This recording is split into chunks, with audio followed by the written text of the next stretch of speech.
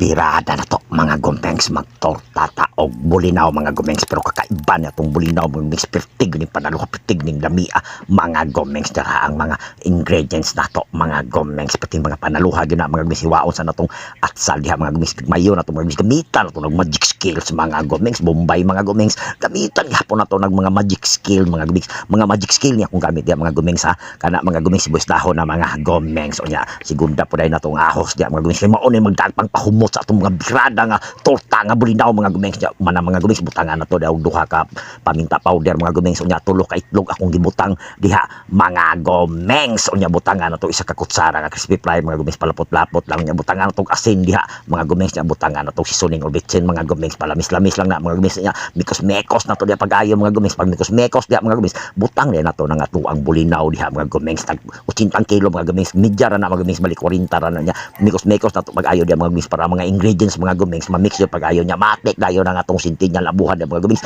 takang na itong sintinyal karahay ng mga gumengs, butang atong mantika mga gumengs, pag-init ng mga gumengs, matik prito dahil nato na nga to ang torta nga bulinaw diha mga gumengs. Upat kay masiguan ng mga gumengs, pag brown na skigid mga gumengs, matik bali dayon na mga gumengs. O nya luto naman ang mga gumengs, dali ra man kay lutoon, matik haon dahil nato na mga gumengs. Dara mga gumengs, ready to serve na ni mga gumengs, pating umutah pating panaluha, finished product mga gumengs. O sa pag may pabuto na to ani mga gumengs, birada na ta mga gumengs.